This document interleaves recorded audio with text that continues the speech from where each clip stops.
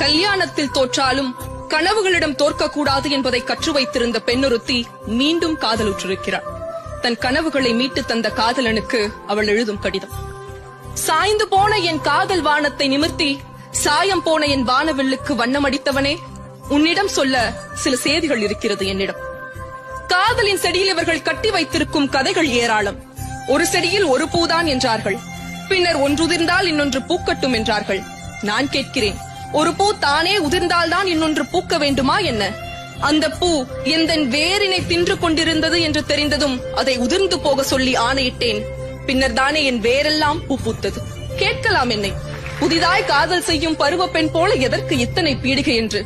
காதலிப்பது எனக்கு புதிதாக இல்லாமல் இருக்கலாம், இந்த காதலில் தானே நான் புதியவளாக இருக்கிறேன்.